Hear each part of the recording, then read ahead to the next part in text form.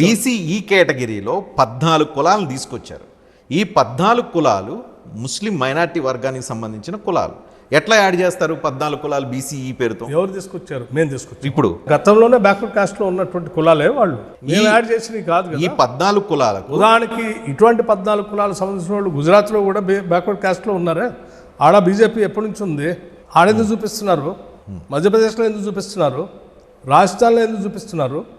అంటే కులాలకి మతాలకి అసలు తేడా లేకుండా మాట్లాడితే ఎట్లా మీరు? కానీ నేను చెప్తున్నాను చాలా స్పష్టంగా అడుగుతా, కులాలకి మతాలకి ఈ దేశంలో స్పష్టమైనటువంటి తేడా ఉంది.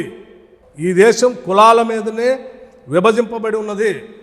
ఈ దేశంలో మతాలు రకరకాల సమయాల్లో వచ్చినాయి, పోయినాయి. భారతదేశ రాజ్యాంగం ఏం చెప్తూ ఉంది? బాబాసాహెబ్ అంబేద్కర్ ఏం చెప్పారు? అంటరాని వాళ్ళకి, వెనుకబడిన వాళ్ళకి, వీళ్ళందరి కోసం రిజర్వేషన్లు అనేది తీసుకొచ్చాడు ఆయన.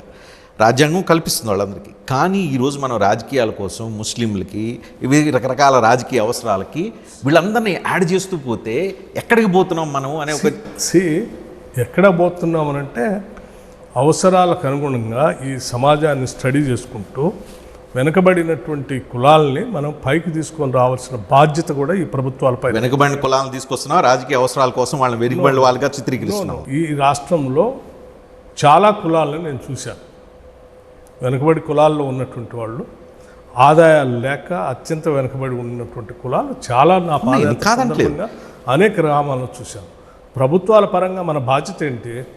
ఎవరైతే వెనకబడి ఉన్నారో వాళ్ళకందరికీ చేయూతనిచ్చి కొంత సాయం అందించాల్సిన బాధ్యత మనందరి పైన ఉంది, ఈ సమాజం పైన ఉంది. దానికి అనుగుణంగానే ఈ ఎంపిరికల్ డేటాతో మేము క్యాబినెట్లో పెట్టాం, క్యాబినెట్ నుంచి సభలో పెట్టాం, సభలో చర్చించాం, సభలో చట్టం చేసాం, చట్టాన్ని చేసి ఢిల్లీకి పంపించాం.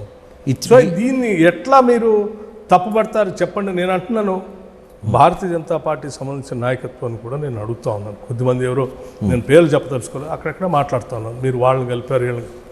మీకు తెలియదా అసలు ఈ రాష్ట్రంలో ఏ కులాలు బ్యాక్వర్డ్ కాస్ట్లో ఉన్నటువంటి సంగతి కూడా మీకు తెలియకపోతే ఎట్లా?